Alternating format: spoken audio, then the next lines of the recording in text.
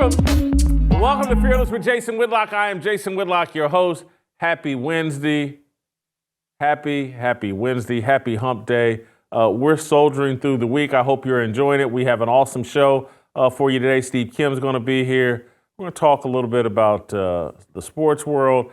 Anthony and Virgil will be here for a little Tennessee Harmony. We'll revisit the Charleston White conversation we had last week with the new developments around Charleston White. Fantastic show. I'm ready for it because I'm having my first cup of coffee today. Today's episode is brought to you by First Cup Coffee, a Christian-owned Patriot coffee company that stands for core values, family, and building community across the nation. First Cup's freshly roasted beans delivered in ground or whole bean texture, pods, and bulk. Go to firstcup.com and use the promo code FEARLESS and save an additional 10% on your order. And if you subscribe, save an additional 10% for the life of your subscription. Guys, I was not a coffee drinker. First Cup has converted me. This is awesome. And I'm not just saying that because they sponsor us, but I do want you guys to hop on board with me and First Cup because they do sponsor us. And they allow me to have these types of conversations and do this type of show and provide you this entertainment. Drink the coffee that I'm drinking and supporting our values. And let me tell you another way that you can help the show and help yourself and be more of a fearless soldier. Because you know the mindset of a fearless soldier, we bank on ourselves. Are you being lied to? Wall Street tells you to put your money in an IRA or a 401k. They say that risking your life savings in the Wall Street casino is a secure investment for the future. Yet studies show the average American who follows that advice will outlive their savings by 10 years. Bank on yourself is a better way to grow and protect your hard-earned money. This retirement plan alternative has never had a losing year in over 160 years. With Bank on Yourself, your plan doesn't go backwards when the markets tumble. Your principal and growth are locked in. You get access to your money for any purpose with no questions asked and without government penalties or restrictions on how much income you can take or when you can take it. Try doing that with a 401k or IRA. You can't. This is the strategy famous businesses like McDonald's have used, and almost anyone can do it. Your money is guaranteed to grow by a larger dollar amount every single year in both good times and bad. Do you want guaranteed, predictable annual growth, control of your money, and tax-free retirement income? Go to bankonyourself.com/fearless and we'll send you a free report with the proven retirement plan alternative that banks and Wall Street are desperately hoping you never hear about. Just go to bankonyourself.com/fearless for your free report. bankonyourself.com/fearless. Guys, I want to get into today's fire starter. It's a topic that I'm passionate about. I can't wait to talk to Steve Kim about. I just want to give a little setup before we roll out to Los Angeles and bring Steve Kim into the conversation. I just don't want Steve standing around there just having to look at me as I provide all this context. But I want to start with what's going on in Oklahoma City. And I can't believe I'm starting here, and I can't believe that my mindset has gotten here. Obviously, the sports world has been very good to me. It got me to college, my love of football, my ability to play football. That, being able to go to Ball State University, is why I got to be trained as a journalist. It set my whole life up, the sports world. I've loved sports my entire life. But I'm reaching a point where I'm questioning, like, how far are we going with this? How big are we going to make the sports world, and have we gone overboard? And so I want to read to you a story that was on ESPN.com this morning about what's going on in Oklahoma City. And this raised a question for me. Oklahoma City voters on Tuesday approved a 1% sales tax for 6 years to help fund a new downtown arena for the Oklahoma City Thunder that is expected to cost at least $900 million. Now, I've been to the Bricktown area in Oklahoma many, many times for Big 12 basketball events when I was in Kansas City. It's a very nice area. The Oklahoma State Election Board reported that 71% of voters approved the plan. The vote is an example of the connection between the team, fans, and the community. NBA Commissioner Adam Silver said in a statement, "We are grateful to the people of Oklahoma City for the confidence they have shown in both the Thunder and the NBA as we embark on a new era of global sports and entertainment." Under the deal, the Thunder agreed to stay in Oklahoma City through at least 2050. The Thunder's ownership group will contribute $50 million toward construction of the new arena. The deal also calls for $70 million in funding from a sales tax approved by the voters in 2019 for upgrades to the existing Paycom arena. Oklahoma City is about to spend $900 million on a new arena for its professional basketball team and whatever college basketball events that they may host there. Who knows? And I'm sure they concerts or whatever. $900 million for the Oklahoma City Thunder from the taxpayers. And this is why this is really off-putting to me.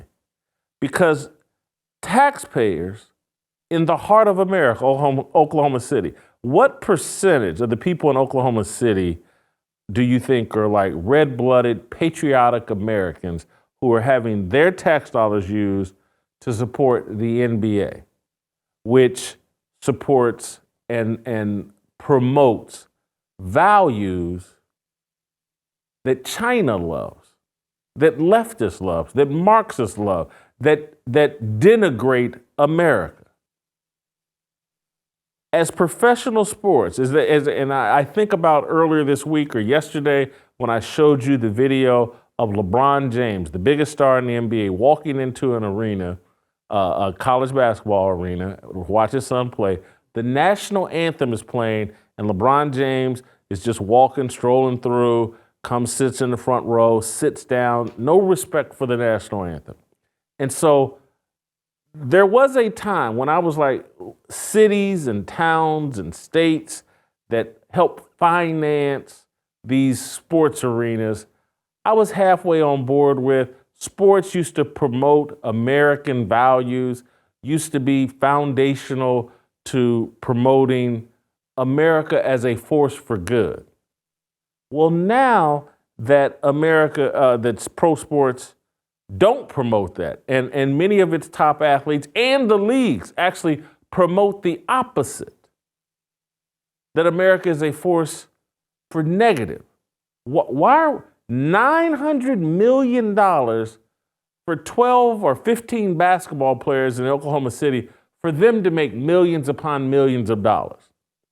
And so I connect the Oklahoma City deal to late last week when I heard that Shohei Ohtani was leaving the Angels to sign with the Dodgers for $680 million.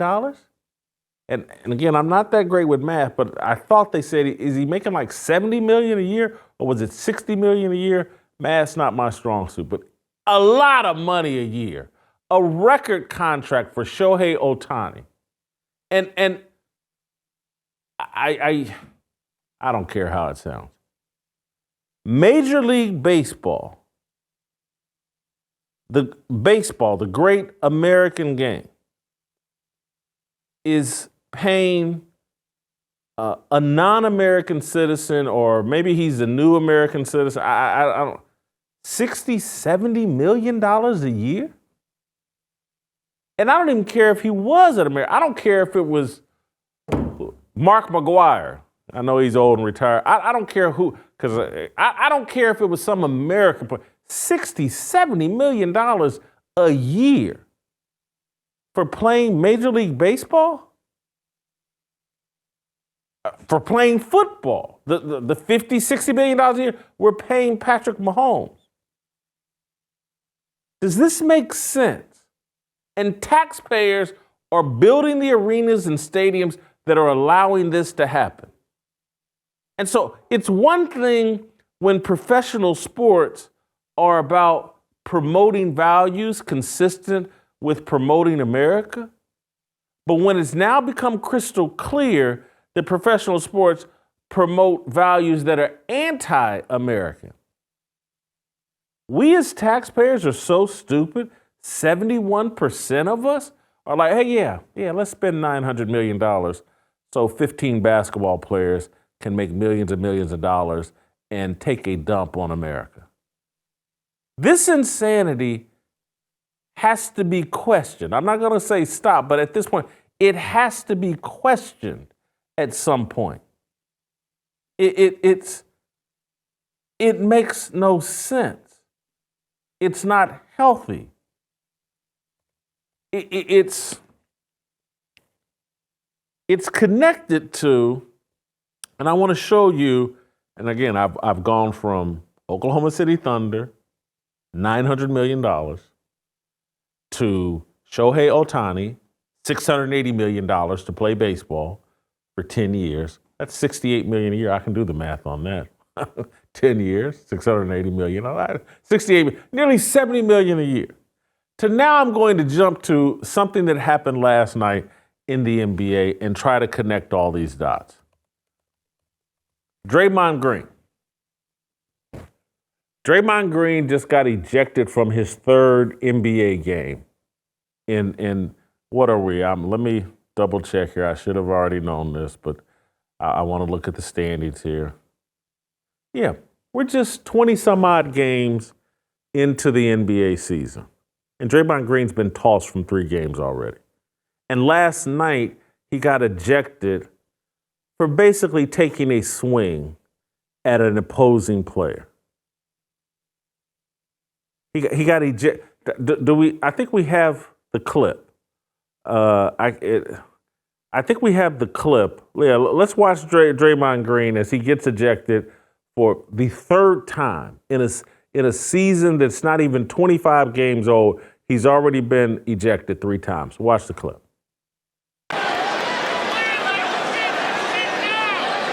Oh, man. Well, that's going to be a flagrant. Yep, and now they're going to just try to decide if they think it was excessive.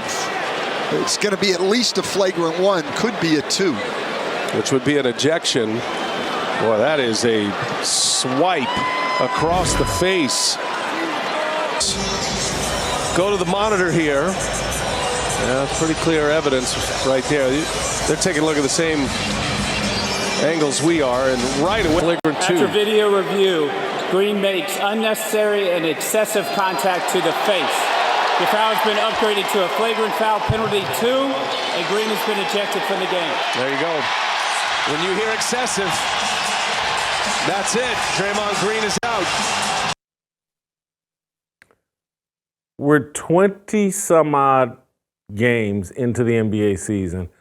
Draymond Green's been ejected for the 3rd time. And Draymond Green, depending on who he's worth about $90, $100 million from playing basketball. He's been the 3rd or 4th best player on the Golden State Warriors for the past 10 years, helped him win some championships. I believe his salary this year is around $22 million a year. Draymond Green has, in his mind, and in most people's mind, he has what's called FU money. And so that's how he behaves and acts, and that's how he plays. And who's providing him? Who has set up this system where taxpayers are willing to spend $900 million to build an arena so that guys like Draymond Green can acquire FU money and then behave the way that Draymond Green behaves? He's already choked Rudy Gobert this season, and he got a 5-game suspension for that. Now he's swinging wildly. Anyway, let's play Draymond's explanation of, he said he's trying to sell the foul. He's not trying to sell the foul, but let's play his explanation for the swing he took last night. He was pulling my hip, and I was swinging away to sell the call. Made contact with him. As you know, I'm not one to apologize for things I meant to do, but I do apologize to you, sir, because I didn't intend to hit him. I sell calls with my arms. I don't fall or to sell a call. I'm not a flopper. So I was just selling the call because he was grabbing me and pulling my hip back. So I spun away and unfortunately, I hit him. And so, like I said, I apologize to you, Seth, because I didn't intend to hit him. Have you seen the replay? Yeah.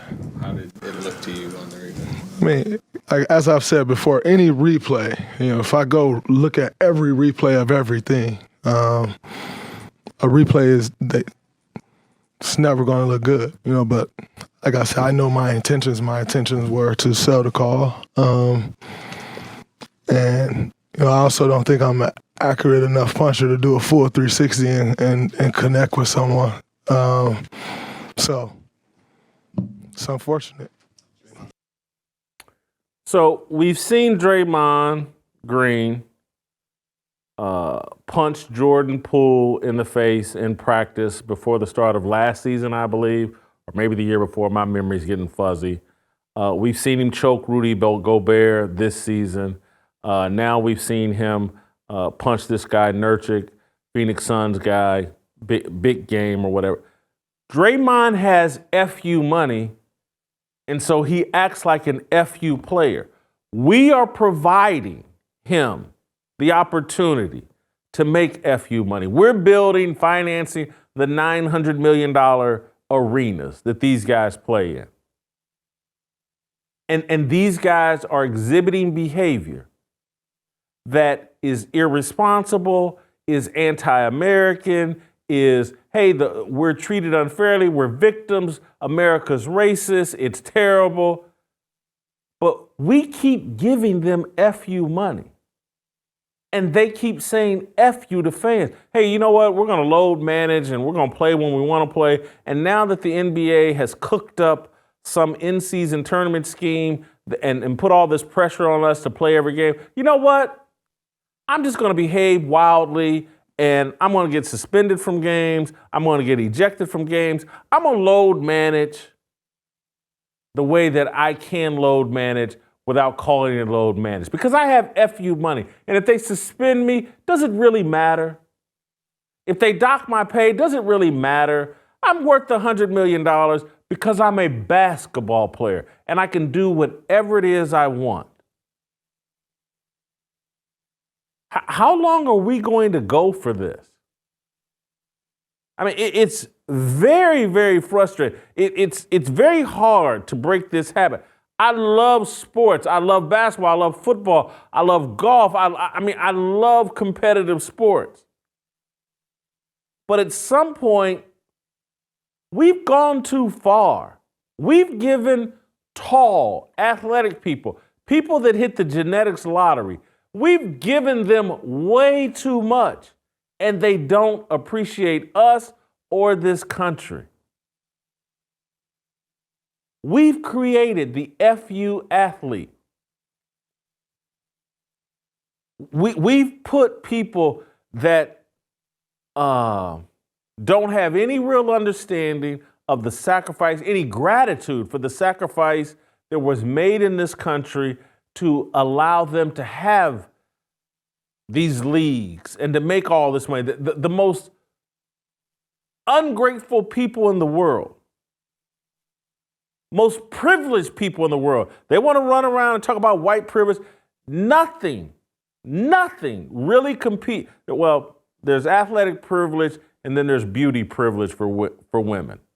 Those are the two greatest privileges you can have in American culture. It will get you treated in a way like nothing else. So some of the most privileged people on the planet, and you all can lie to yourself, well, Draymond's black, he's not privileged. No, he's privileged. He's 6'6". He can play basketball. He beat up a college kid at Michigan State. He beat up a teammate on the Golden State Warriors. He cost the Warriors a championship when he let LeBron James provoke him. He dragged Rudy Gobert off in a choke. Now he's hit this Nurkic guy. This guy is privileged beyond belief. And we've set up and we finance the system that allows this to happen as they continue to tell us, I have FU money, F you. I just don't know if this should continue. I want to have this conversation with another hardcore sports fan, Steve Kim. here in a second. Before we get to Steve Kim, I want to talk to you guys about Samaritan Ministries. As we approach a new year, deciding how to best meet your health care needs is an important decision. I encourage you to consider Samaritan Ministries. It's a biblical, affordable way to pay your medical bills and has everything you should look for in a healthcare sharing ministry. Samaritan members glorify God above all else and care for one another through prayer and encouragement. It's a way to align your health care with your faith, and through direct member-to-member sharing, you'll always know who you're helping and who's helping you. Samaritan Ministry started in 1994 when 10 households began sharing one another's medical bills. Today, there are 80,000 households across the nation who share $30 million in medical needs each month. Here's how it works. There are no networks, so when a medical need arises, you choose the healthcare provider that's right for you and have a say in the type of treatment you receive. Send your medical bills to Samaritan Ministries, and they'll notify fellow members to pray for you and send money directly to you to help you pay those bills. And when another member has a medical need, you'll do the same for them. When the body of Christ comes together to pray, encourage, and provide for one another, burdens are lifted and God is glorified. This applies to all areas of life, including healthcare. Check out Samaritan Ministries, and if it's the right fit, you can join today. Let them know you heard it here by going to SamaritanMinistries.org/fearless. All right, you can email me and us at fearlessblazeshow@gmail.com. Steve Kim next. It's my obligation, no hate, discrimination, raising up your hands for freedom. Owen Carey, previously on Fearless.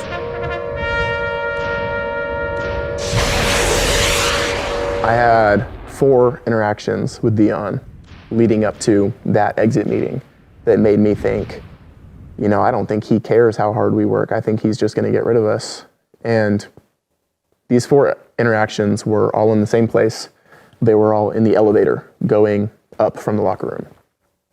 These times I was alone in that elevator with him, just 2 men. And the first 3 times, I'm just trying to make myself known, let him know, hey, coach, I respect you. I want to be here. So I'd say, hey, Coach Prime, how you doing? It's good to see you. And he was on his phone typing, I don't know if it was a message or a tweet, and he would just look up at me and go back to his phone. Not even a nod.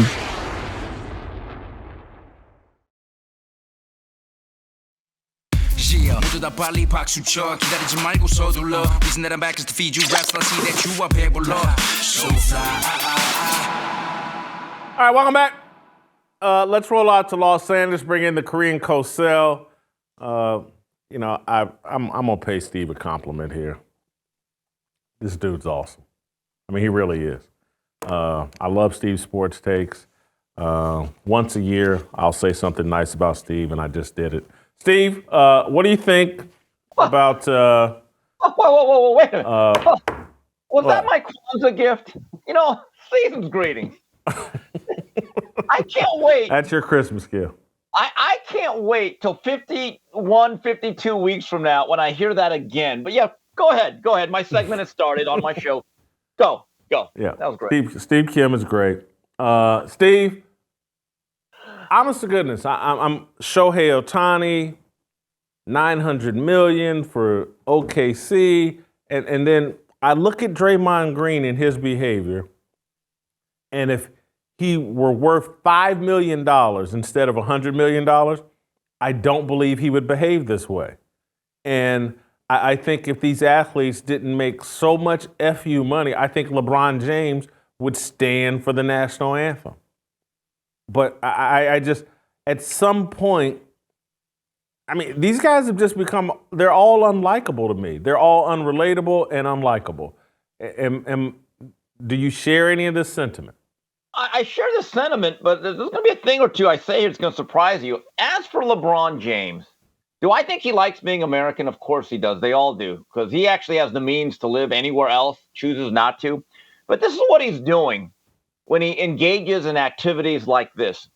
He is pandering to those people that he wouldn't dare live around or wants to be around.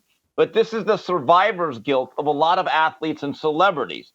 That, hey, we're with you people. We're going to keep you out with our gated communities and our armed guards and our security. We don't ever want to be around you. but we're with you. So that's a form of survivor's guilt and pandering to the lowest common denominator that they feel somehow. I disagree.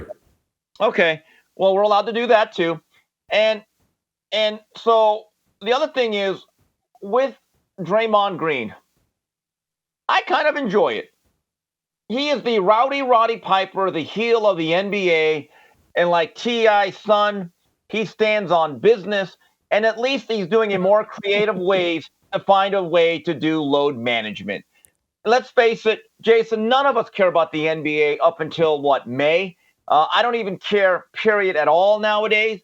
But Draymond Green, to me, is actually more entertaining in his antics than most of the stuff that goes on between the lines. So let me handle this one by one, and we can go back and forth here. LeBron and pandering. And you say he's pandering to people who he would never live by. I disagree. I don't think that's who he's pandering to.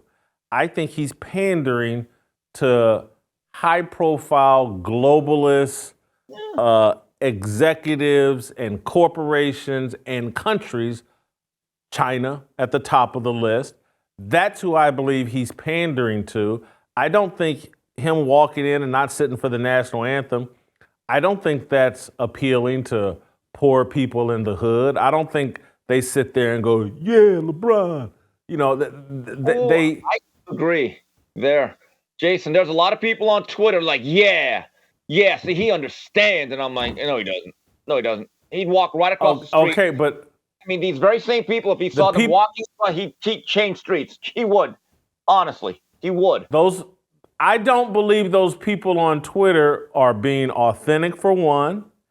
And I think many of them are bots. And I think many of them are reacting to an algorithm that the elites have rigged up that rewards anti-American sentiment. I don't think the average, if I called my mother or family members or whatever, I don't even think they know that how LeBron feels about the national anthem or even know that he did this with his son. He's pandering to corporate America and the marketing and Nike and all the people that pay influencers to pretend to hate America. He's trying to improve his bottom line. He's not trying to score points with real people, in my view. He's trying to make himself again, it's part of his bad impersonation of Muhammad Ali. He wants to be the modern day Muhammad Ali, and in his uneducated mind, he thinks this is the way to do it. Well, Jason, I think there's an argument then. It's one of my favorite phrases I use more and more now. Both can be true. Maybe he's pandering to both. Maybe one is more important than the other financially. So from what your standpoint is saying, that hey, he is going out there and uplifting his portfolio with all his business interests that go overseas. You're right. But also the virtue signaling to the masses, right? Because you got to be down, right? I mean, never mind, he was taken out of his public school to go to a Catholic school to begin his basketball journey, but he's still down, right? So down that he never really goes back to Akron all that much. Never really placed a lot of businesses there. They say he bought a school. But again, I think the virtue signaling is also worldwide, but also very, very local. There's certainly, if he's pandering to anybody that's not an elite and is not attached to his corporate purse strings, he's pandering to social media. He's addicted. Anytime you have as many social media followers as LeBron has, I don't blame you for being addicted to it. If you've got 50 million Twitter followers and 60 million Instagram followers, and you're getting all that instant feedback and the dopamine rush from all that feedback, he is pandering to that crowd. He likes being discussed. He always, again, being controversial is a way to be discussed. And that's what he's doing. He's trolling, basically, and it's all clickbait, and it's a way of entertaining himself. Because, I mean, literally, if I made as much money as LeBron, other people would be tweeting for me. I wouldn't even be on social media. But clearly, if you read his tweets and look at how poor the grammar is, he actually tweets himself, or he's hired some really low-level people to work for him. But I even look at my own Twitter feed. You know, I hate to, I shouldn't say it, but I got to be authentic. What maybe 60% of the tweets on my Twitter feed are from me. 40%. Just when it comes to the content that gets pushed out over my Twitter feed about this show, that's not me. That's the team working with me. I just want to be clear. But I look at LeBron. LeBron loves the attention, loves the dopamine high of people responding to what he does. And I'll say that about Draymond Green as well. He loves being discussed. He wants to be, when he retires, the next Charles Barkley. And so he's like, if Barkley were around in this era, this is what Barkley would look like. You got to remember, Barkley threw a fan or someone through a plate glass window. Barkley spit accidentally on a young fan sitting courtside. Barkley was involved in endless controversies during his career. Draymond is just taking it to another level. And again, I think Draymond's making another business decision. And that's, again, these guys are making so much money. They're little corporations. And everything they do, there's no authenticity to it. It's all just a business move. And Draymond, at this point, he's won, what have they won? 4 championships. He's towards the end of his career. He's launched a podcast. He wants, I'm sure when he retires, he's a guy that'll be in line to replace Charles Barkley. He's just conducting business. It's inauthentic, and it's a disservice to basketball fans, his employer. I don't even know what his employer thinks.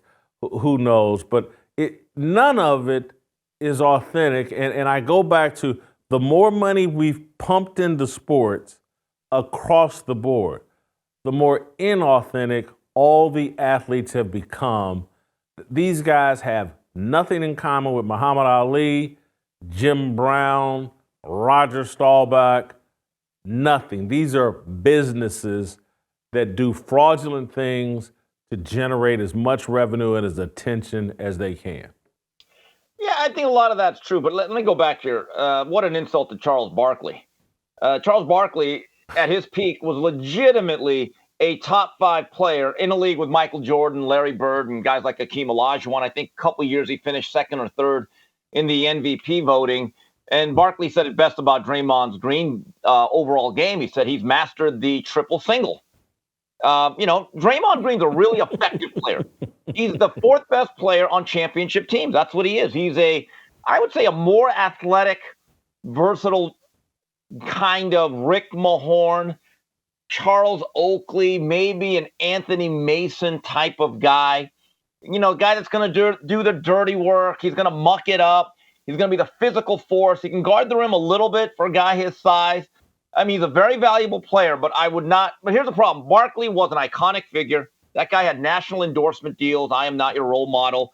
He was on an iconic Olympic team in 1992. I don't know if it's a perfect comparison, but I see where you're going with that. But in this age of social media, where anyone can be media, just with a cell phone and a camera and a laptop, this is going to be a natural progression. But here's the problem with Draymond Green. When he says stuff like, well, the owners, I don't say owners because it's racist, and he draws that NBA owners to slavery. Again, that's that pseudo-intellectual thing that athletes say nowadays, where everybody has to pretend and nod along, and we have to think like, wow, that's some deep thought. That's deep. Not deep. And no one's allowed to say it, except for us, because we're fearless. And it's just ridiculous that we have to pretend that this guy is some intellectual giant. So I don't look. Draymond Green to me is interesting in a sense that he makes games a little bit interesting. I find the NBA completely bland and boring. I mean, they're doing this mid-season tournament now. That's how like devalued the regular season is. That right at the beginning of it, they say, "Hey, we're going to hold up operations. Let's do a tournament." Okay, a tournament between who? Oh, just the NBA teams. Really? Okay, that's really a fancy way of saying exhibition season. Draymond at least does things that make you laugh. All of this is now fun and games to me.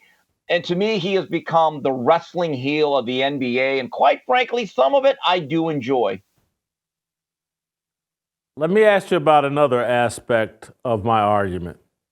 What do you think? You live out in Los Angeles. Shohei Ohtani, $680 million contract? What do you, one individual getting that much money, how does that strike you as a Dodgers fan? Well, first of all, I'm not a Dodgers fan, and I'm no longer a baseball fan. My bad. And the Crouching Tiger contingent, shout out to Hawk Nation, we don't care. We really don't. The liquor stores that I've walked into, they have not had Shohei Ohtani sales. All the dry cleaners, they have not had any like celebrations for this. He's an athlete. He is what he is. I heard he wanted to sign with San Francisco, but the $680 million, he wouldn't be able to actually buy a duplex. He'd have to rent out a condominium with only one bathroom. So he said, forget it. That's way too expensive. I'm going to go out. The interesting part of this whole thing is, I guess he is deferring a large majority of his yen for later on. And now that's caused an uproar within Major League Baseball. I don't know if they're going to make rules about that. Maybe I think there's some tax implications because, quite frankly, they tax us a lot out here in this part of the country. But this is going to be interesting to see what this does for Dodger fans, which, again, I am not one. But there used to be a time, Jason, when I was growing up, a Dodger game was incredibly affordable. I mean, you could literally take a family and not have your bank broken. I remember pavilion seats growing up when I was in Montebello High School. I'd go to a couple games a year to root against the Dodgers, and it would be under $10. You get a Dodger dog for a couple dollars, the peanuts, the Kula-Kus. Love the Kula-Kus. They don't even have those anymore. But now you're turning this into a time and place like a trip to Disneyland. That is no longer all that inexpensive, hasn't been for a long time. And I hear a lot of Dodger fans lamenting the fact that, oh my God, this is going to be so expensive. Well, who's going to pay? Of course, we are. You guys, the fans are going to pay for this. But the pressure is now on, Jason. The Dodgers are really good up until October. Every year, they seem to win over 100 games, and they've only had one World Series ring to show for it in this great decade of baseball. Dave Roberts now has to bring home that trophy, or this is going to be a failure. The other aspect I want to ask you about, what do you think of the $900 million Oklahoma taxpayers are going to cough up to build a new arena for the Oklahoma City Thunder? And again, you've lived out in Los Angeles all your life. I've lived in Middle America, obviously grew up in Indianapolis, a lot of years in Kansas City, now live in Nashville. I'm not sure if these cities get the value that's always argued that, oh man, you get an NBA team, you get an NFL team, you get a Major League Baseball team. It brings all this extra value, and now you're a big league city, and people want to travel there, and blah blah blah. And this $900 million is really worth it. I'm not so sure if that argument is sound, and building these arenas and shrines so that some athletes that hit the genetics lottery can all make 30, 40, $50 million a year. I just don't know if it's a good deal and a good bargain, but 71% of people in Oklahoma City think, yeah, this is the right thing to do. Let's spend $900 million on a basketball arena. Let's make sure we keep OKC Thunder there because, oh my God, if they move back to Seattle, we're just small town flyover country OKC. This is like $900 million.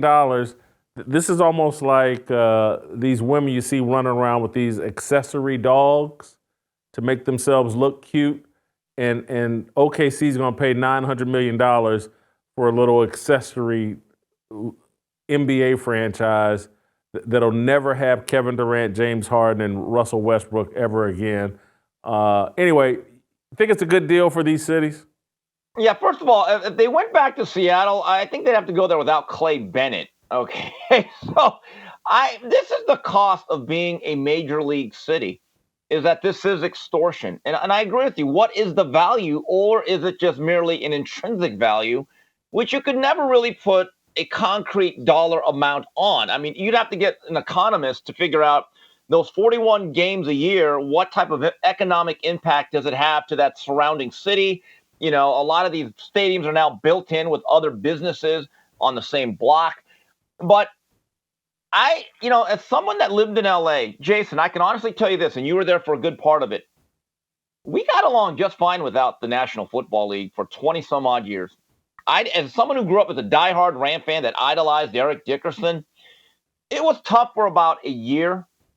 And then as I watched the other NFL games, and it's a little bit different in LA because we have baseball, we have basketball, and there are other entertainment options.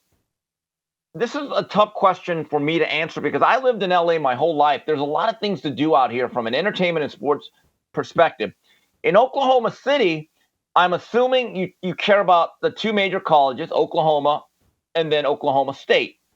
But there's something about being a major league city. But I've always said, why should private businesses be financed by the public? Think about this, Jason. Just from a mathematical standpoint, if a venue holds 20,000 seats and you sell out every other game, in a city like Oklahoma City, that is still a fraction of a fraction of a fraction of the populace.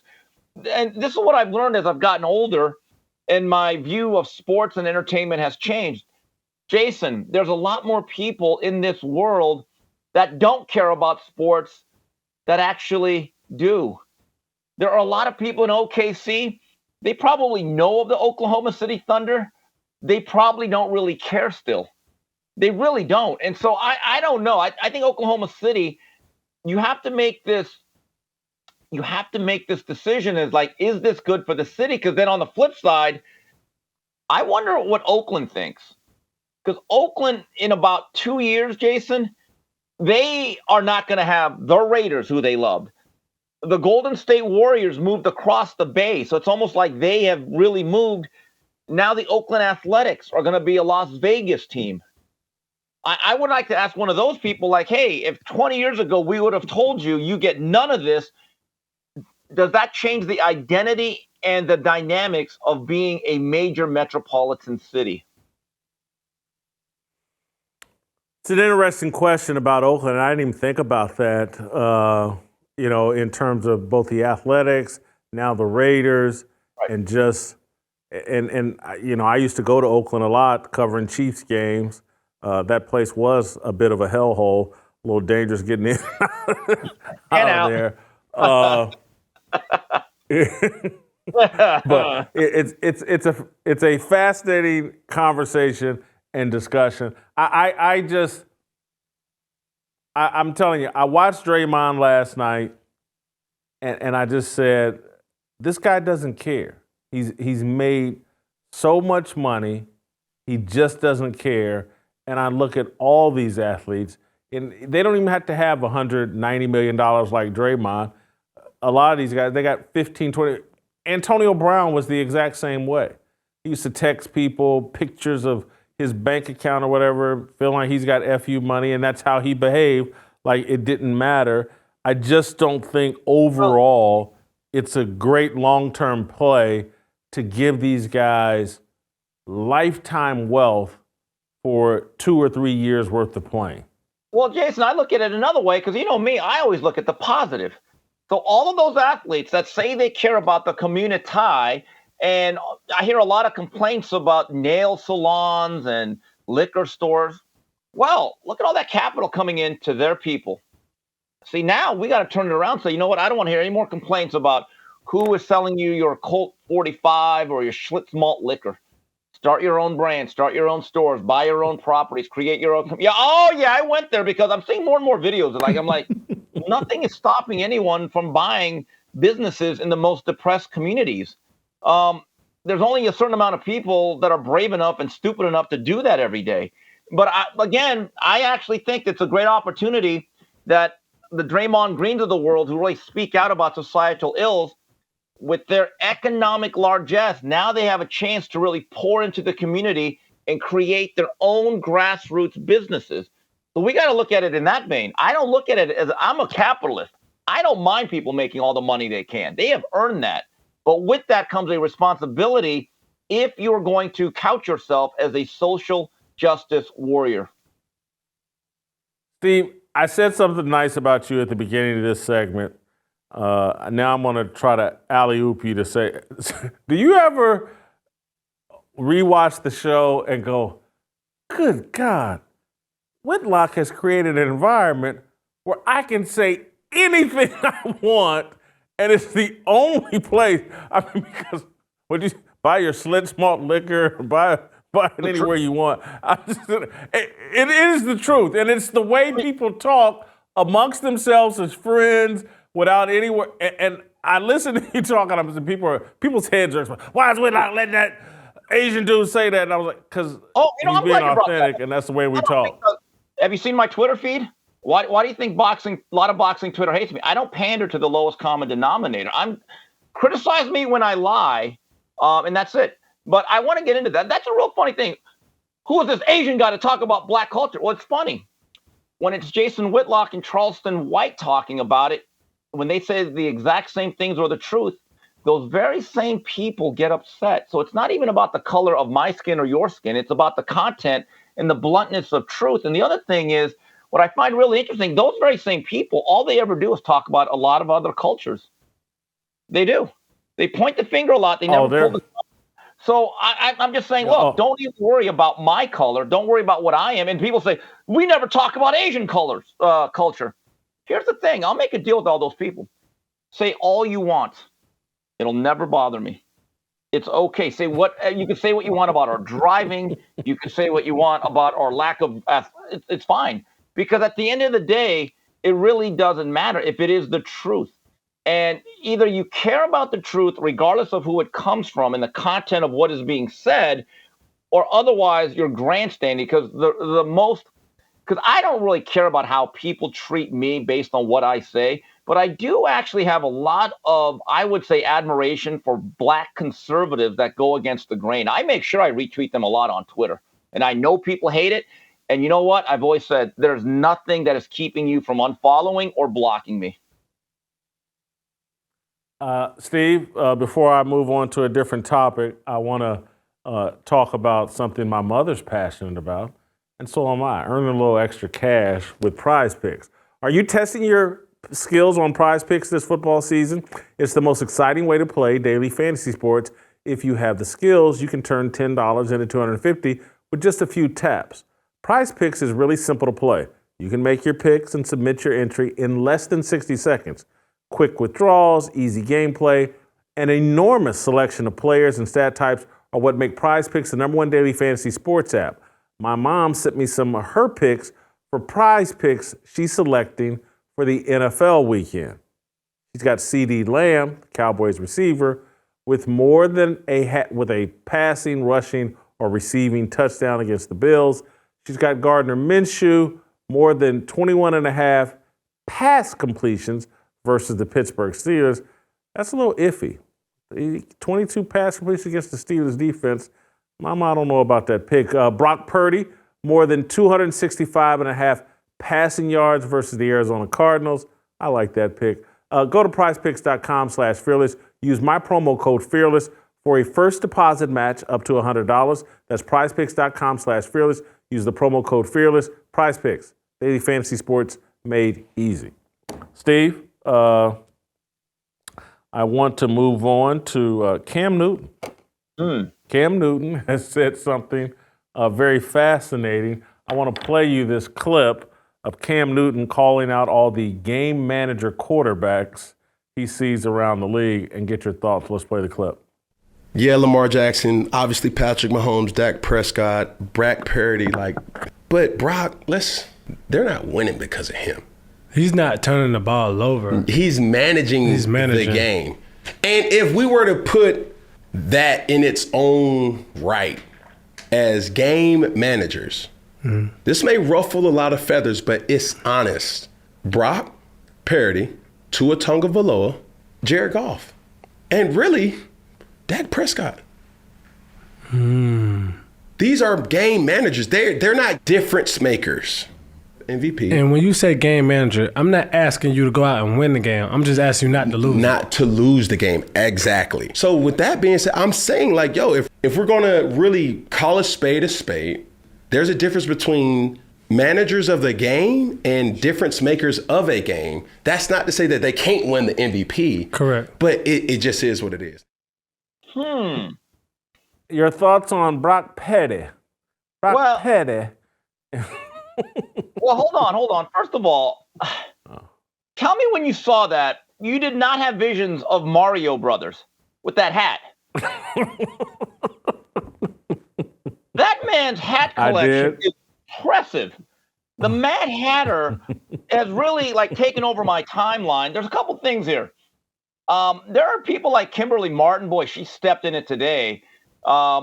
Basically saying Cam Newton should not be talking about this. And I'm thinking, hey, Miss Martin, he has an MVP. He's allowed to have an opinion.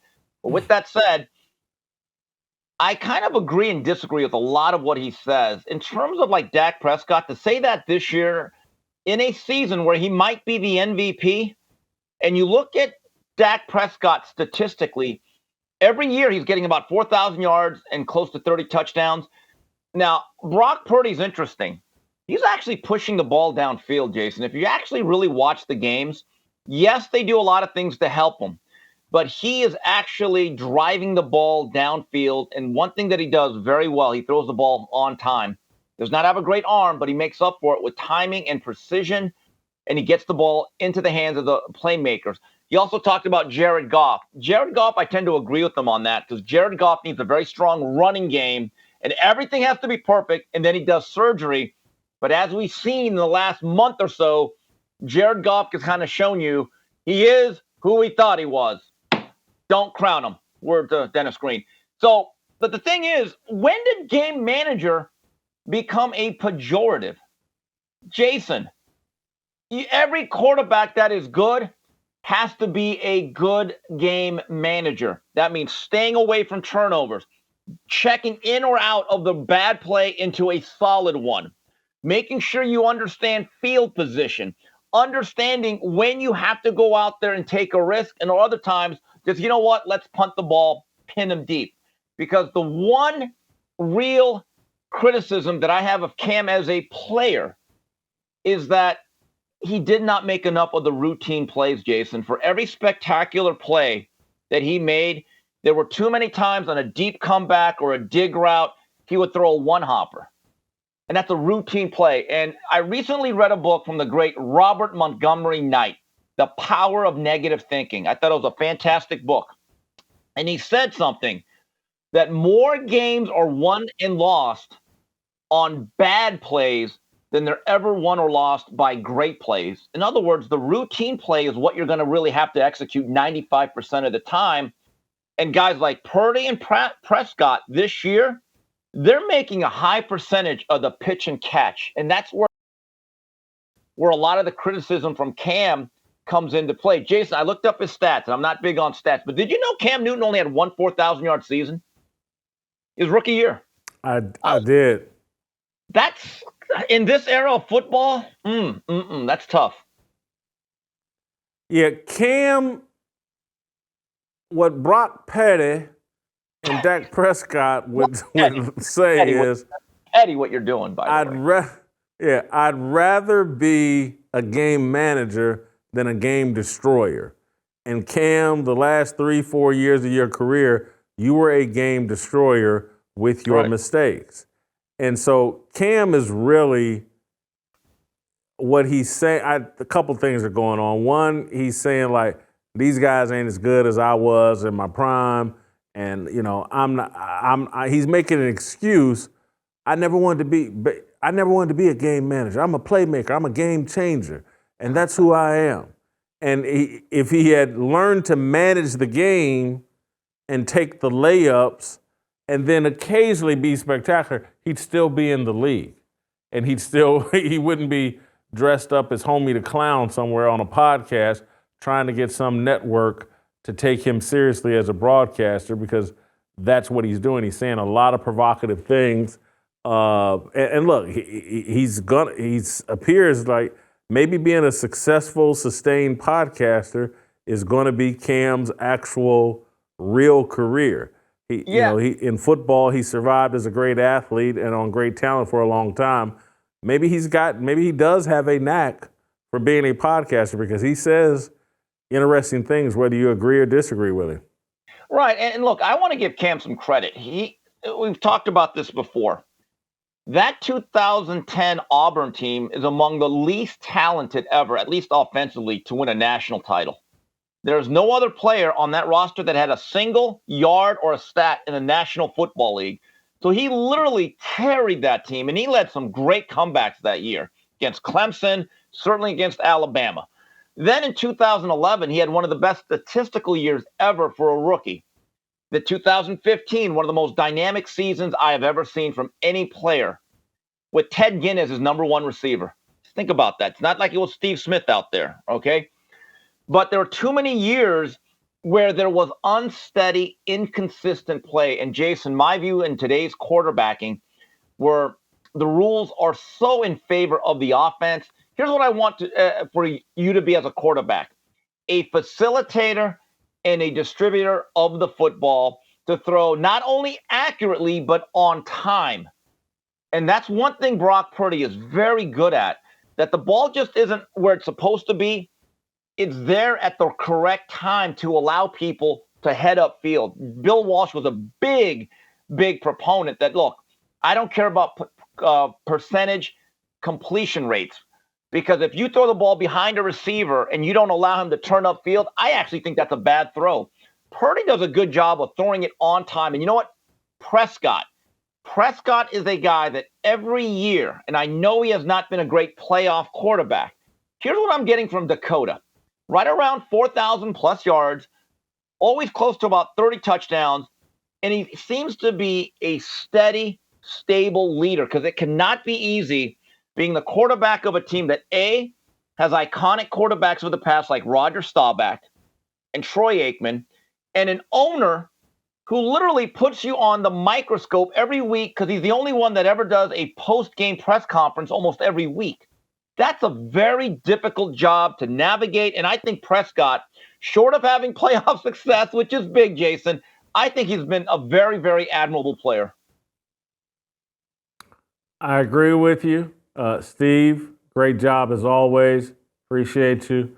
We'll see you maybe later this week. If not, you're lucky, you will. We'll see you over the holidays.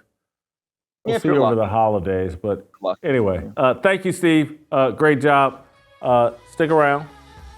Anthony and Virgil, Tennessee Harmony. Talk a little bit more about Charleston White next.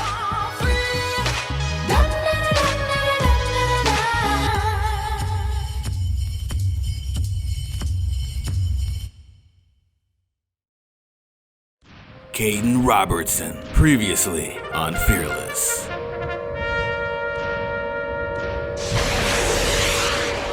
It all just makes me from afar, it's like, this guy's pretending to be this great Christian who's into discipling young people, and he's here just to treat them as men. And the more stories I hear, I just go, that sounds like a scam and a hustle. I'm not the judge. I can't judge Deion's heart. I can't do that. But I take refuge in the fact that, who is the judge is perfect, and he'll make the right decision in that. And so, that's what I'll say on that is I'm not the judge. I'm not the person to judge Deion's heart with his faith.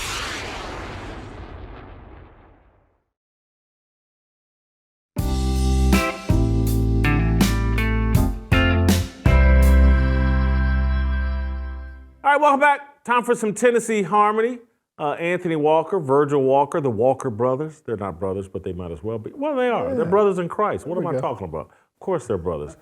The Walker brothers joining me for some Tennessee Harmony. We're going to circle back to Charleston White. But before we do that, I'd like Anthony to bless our conversation. Father God, we're thankful for today. We're thankful for the opportunity every day to strive to be more and more like Jesus in our thoughts, in our words, in our deeds. Father, help us to be more like him. We thank you in Jesus' name. Amen. Amen. So I'm circling back to Charleston White because I don't want Anthony and Virgil on the phone giggling all during the holiday season. Man, Whitlock said that about Charleston White, and look how that blew up in his face. We tried to tell him. So I try to admit all my mistakes instantly. I don't want to give Virgil any more ammo as soon as possible. We're circling back to the Charleston White conversation. I had us in a conversation last week where I tried to look for positives and say, hey, maybe Charleston White, I don't like his tactics, but maybe he's a gateway drug to what we can tap into his audience and get them over here. And sure enough, God said, you know what, Jason? I'm going to put a clown suit on you immediately. Charleston, you go do a show in Texas and spew all that energy and profanity into the air, and let's show Jason what it actually creates. And let's play the clip. We've shown it, I think, earlier this week, but let's play the clip again of Charleston White getting jumped on stage as he spews toxic energy from the stage. Talk right. I already got the back here. I don't give a damn about getting booed. I already got the back here. I don't give a damn about getting booed. I done already got paid. You paid to see me. You paid to see me. Lakers, Jazz, and wearing ass. Pull out some money though. Pull out some money though. Pull out some money though. Bitch ass. Pull out some money. Pull out. I hit you. Pull out some money, nigga. I hit you on your goddamn head. Hit you on your goddamn head.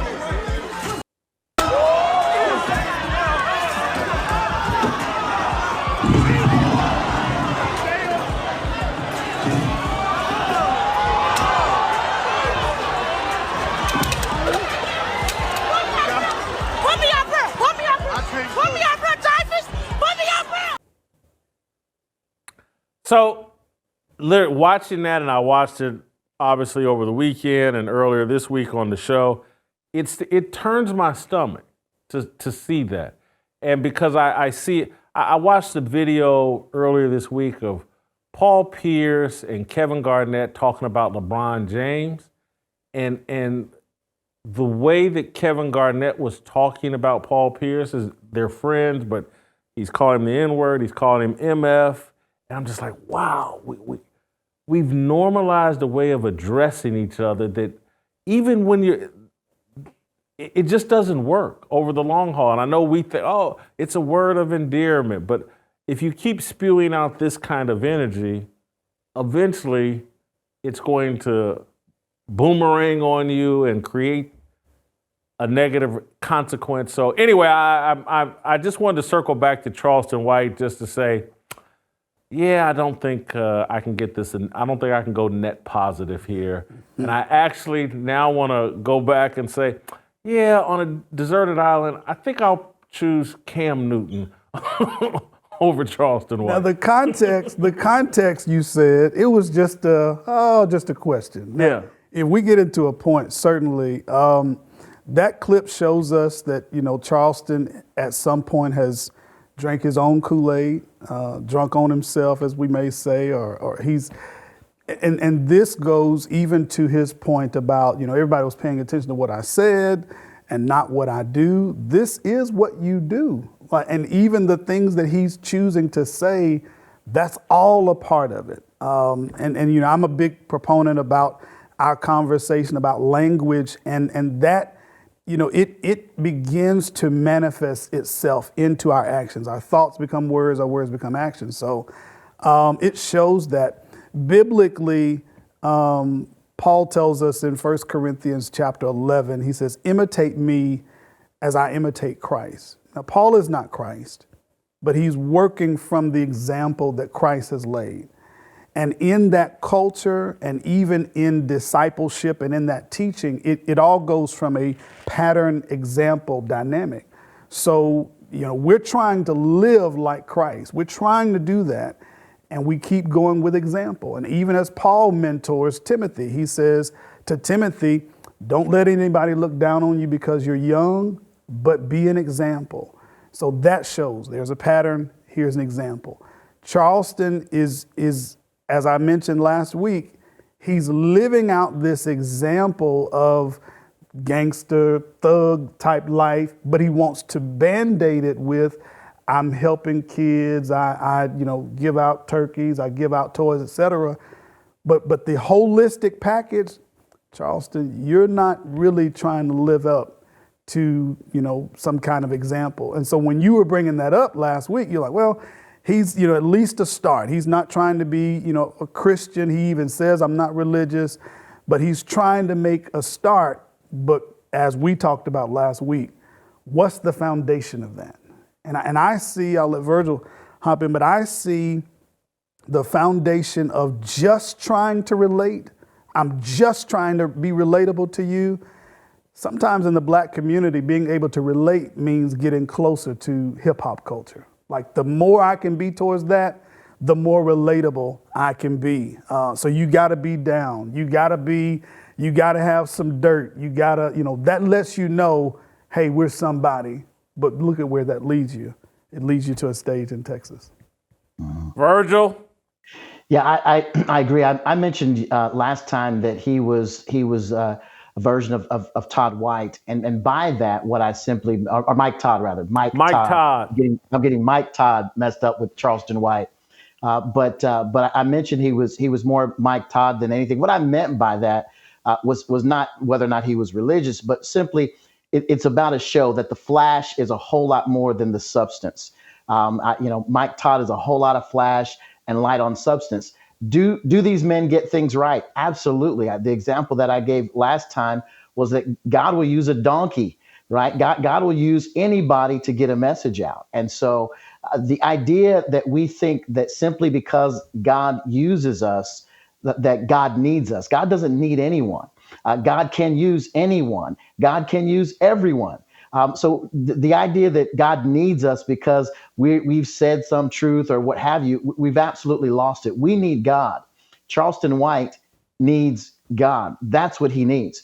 He's gotten elements of truth. I always say even a broken clock gets the time right twice a day.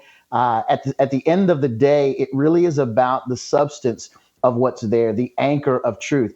Jason, there was a young lady that sent an email that I read this morning that's about Charleston White. Said, "Hey, I appreciate the conversation that you guys laid," and I think the argument that she was making was, "Hey, I can more relate to guys who kind of operate in the Charleston White vein," and I get relatability, totally get that. I think her critique was, "Hey, don't judge so harshly," and my response to that would simply be, I understand why it sounds like judgment when we're simply explaining the biblical pattern of truth, because biblical pattern of truth does not care where you stand. It is what it is. It will operate in that vein. Now, what I'm not saying, and I think what people miss about what even the commentary from the last time we talked, what I'm not saying is that I am perfect. I'm not saying that. I am completely flawed. I am a train wreck mess. I'm a broken vessel. I'm so grateful for the grace of God. Every day I wake up, I think about it every morning. Driving in this morning, I was grateful for the fact that I could hear, that I could actually listen to sound. I didn't want to take sound for granted. I recognize the grace of God that we operate in on a day-to-day basis. So I think people miss the idea that simply because people like Anthony, myself, have a standard of truth that comes from the scriptures, that we somehow think we're better than. No, apart from God, I am Charleston White. I'm on the stage, flashing money, thinking I'm bad, ready to beat somebody up and call them out their name. Apart from God's grace, that's me. I have no problem saying that. But what it doesn't change is, it doesn't change the standard. The biblical standard is still the standard for everyone. One of the things that ran across my mind watching that video, it was an instant thought, was because Charleston White in his mind is being really, really super masculine with his approach in his mind. And when as soon as I saw that video this weekend, because I think that happened Friday night, and so maybe I saw it Saturday morning or Saturday night. I can't remember, but I was like, oh, this is so completely unmasculine, what he's doing, because the reality is what that video made me instantly say was, oh, he's not willing to accept the real challenge of being the light. He doesn't. That's the real challenge. That's the real masculine move, is like, you know what? I'm gonna put away this sin. And that's one of the hardest struggles anyone can have, and it's one of the most masculine things that men can do.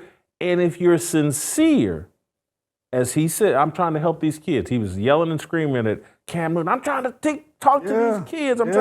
If he's sincere about that, he would accept the challenge of transforming himself and presenting himself in the most powerful way to these kids, like, look what God did to me. He can do it to you too. I used to be this clown, blah, blah, blah. But he's come up with, so that he can pleasure himself, he's come up, that's a character I created on the internet. Yeah. And y'all don't want to deal with the real me. And so I'm just doing that to get attention. No, you're doing that to pleasure yourself and to give you an excuse. And I'm now sitting here going like, he knows his mama was telling him the truth about God. Sure. But he doesn't want to deal with that and accept that. The only way I can get attention, mama, is by being this clown. And now everybody's listening to me. Nah, man, accept the challenge. Submit to what your mama put in you and you know is the facts and the truth. Because again, I think it was you last week said, this dude is quoting scripture while saying he doesn't know the word, but he's actually quoting it. Right. This guy is lying. And it's showing words, deeds are not lining up.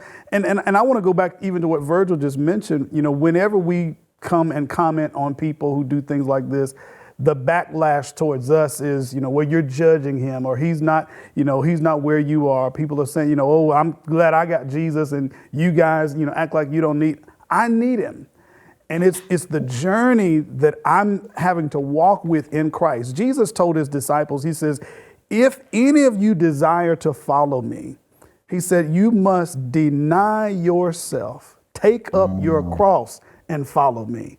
So that self-denial, that's a major part of our journey.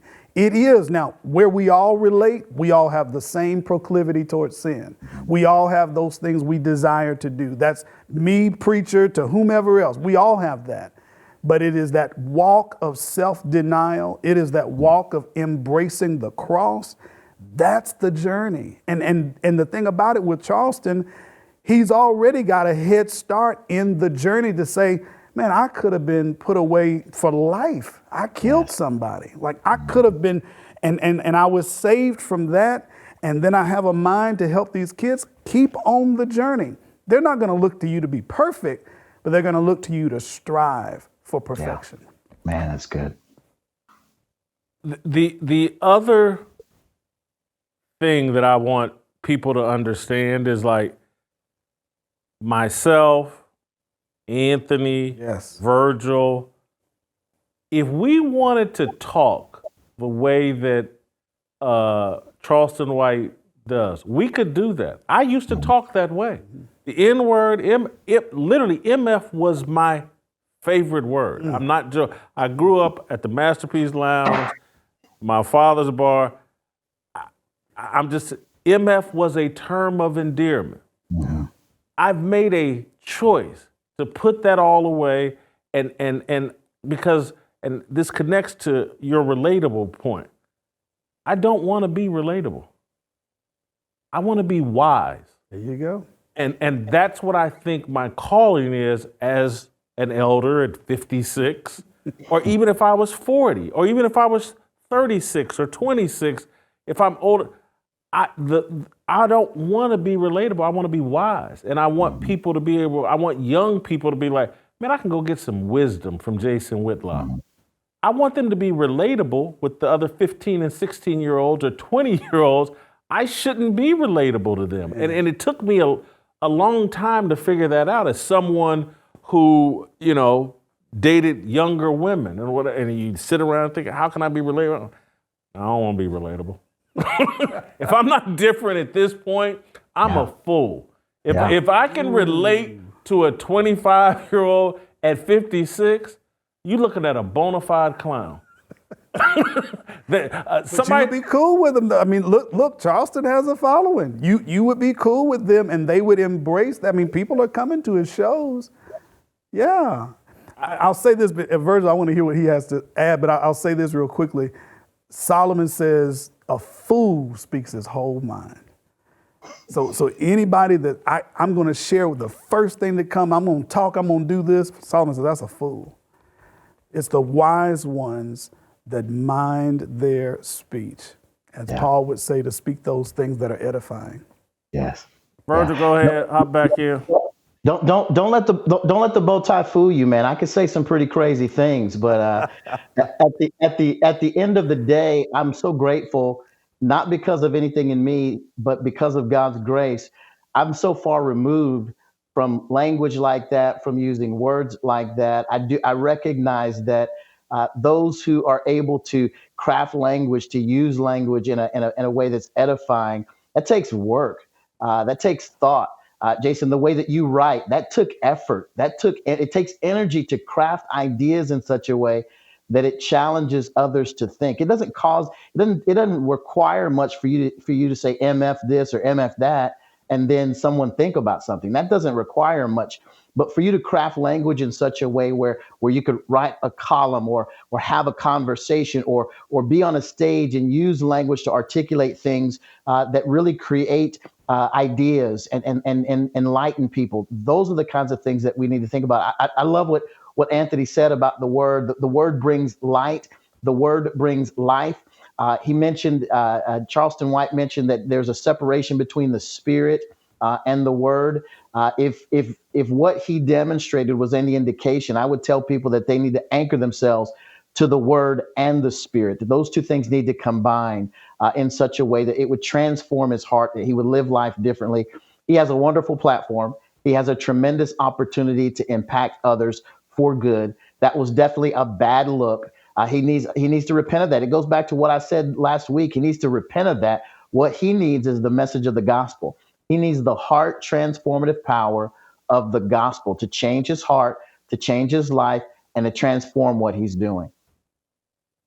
So, Virgil, part of where I've gone to, and I want to be crystal clear, I still would like to interview Charleston White. Sure. I want to engage with him and challenge him with some truth. But I think part of what I'm arguing about Charleston White, and you know, Charleston may hear this and see this, and I'm not intentionally trying to be offensive, I'm just telling the truth.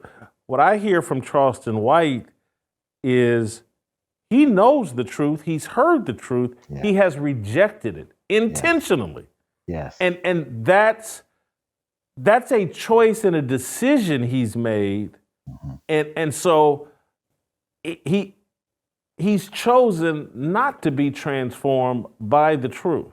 He said it. He said it, Jason. He said it in so many words on the podcast. He said, I love to sin too much. He said it. He was very clear. He said, I love sin too much. I'm not gonna. So you're exactly right. He is rejecting, and he's no different than anyone else who's made the same decision to walk in disobedience to the things of God. And again, apart from the grace of God, I don't want to sound self-righteous, because I'm not. Apart from God's grace in my own life, I would choose the same thing. I would choose to do the wrong thing rather than the right thing, because it's easier to do. But for God's grace and for the fact that folks came into my life, spoke truth in the way that you desire to, whether it's in this platform, on this podcast, whether it's an interview conversation that you get to have with him, he'll be able to hear it'll be another opportunity to hear truth, and hopefully by God's grace be transformed by it. And so the reason I added that is because people have heard me on this show call the alphabet mafia, the LGBTQ movement, and a lot of this stuff demonic. And it's like, I can't set up a different standard for Charleston White. Someone that knows the truth, is trying to influence kids, but won't adopt the tactics that he knows is the right way to go. He's no different than a drag queen who I would offer no comfort to, wouldn't say, hey, maybe that drag queen's a gateway drug to the stuff we're talking about. I would be like, no, that's demonic energy from that drag queen trying to influence kids.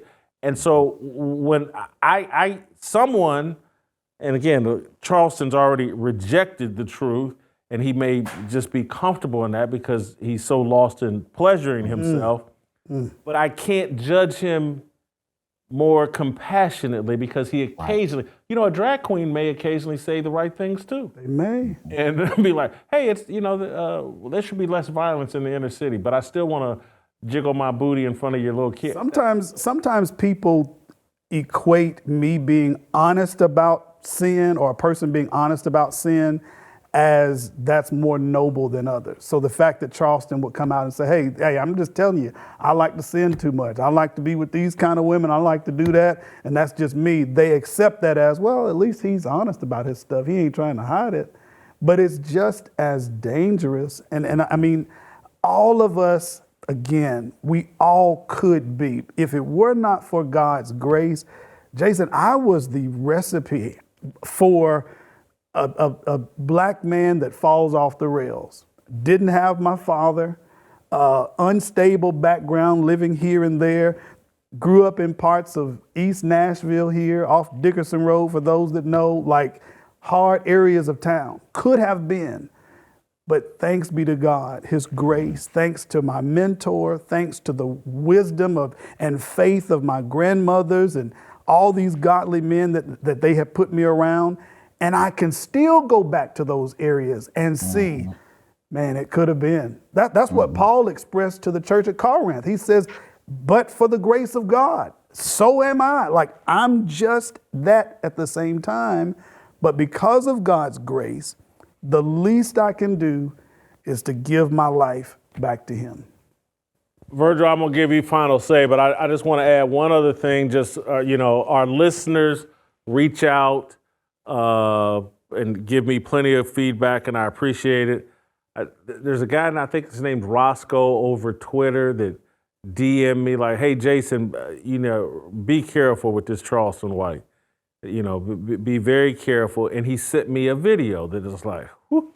And Roscoe, I want to thank you, or whatever your real name is, or maybe that is your real name, Senator. But he sent me a video that Charleston White put out, I guess, this week.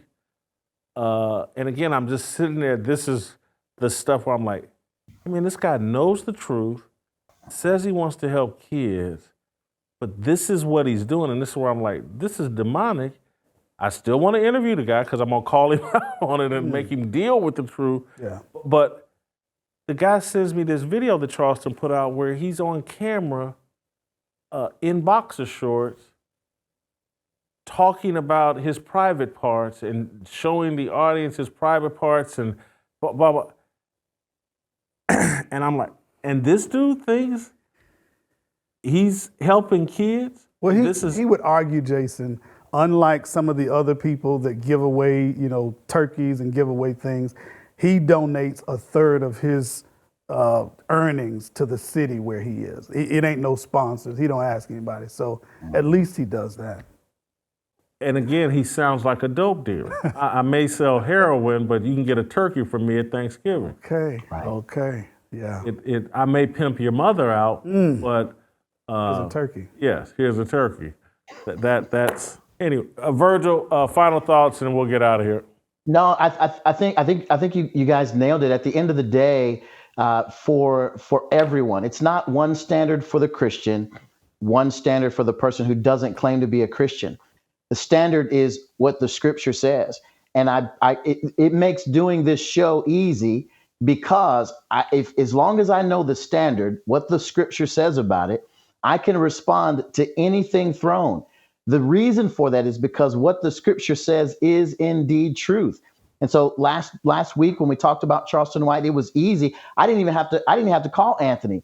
I know Anthony stands on the word, so I know exactly what Anthony's going to say about this. Any issue that comes up, while Anthony and I enjoy talking to one another, I'll give him a call every once in a blue moon just to catch up. But at the end of the day, it's about a biblical standard, and that standard is the standard of truth. And so once we rely on that, once we anchor our lives in that, once all of life conforms to that, we can know exactly what right is, what wrong is, who's doing right, who's doing wrong, and lay out a great standard. We don't have to wonder about it or think about it or obfuscate on particular issues. The Word of God is the standard. So I'm going to translate what Virgil said. I said I was going to give him the final word, but I'm going to translate that for the viewers at home. Virgil was basically saying, look, me and Anthony can slap Jason around anytime we feel like it. And, you just saw an example of that last week, and we'll do it again next week. We'll see you next week. Cue up some harmony, and we'll see you next week.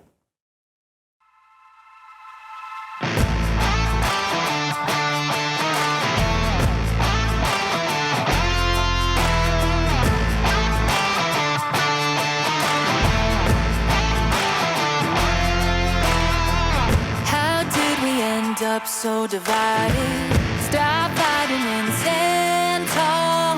We used to be a nation, one united. Now we're headed for downfall. God, let your light shine down. What we need more than anything now, harmony. Let's make a simple vow. Let's come together now. Harmony. Put all your weapons down. Love one another now. To wake up, choose love, my sister, my brother.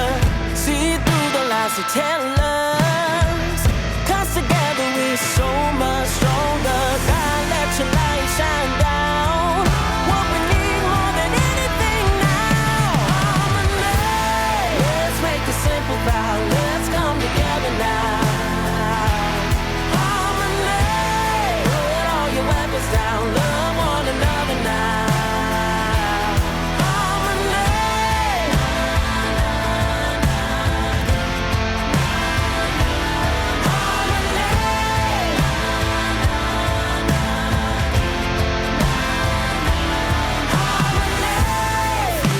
The enemy won't let it get to me. Open up your eyes.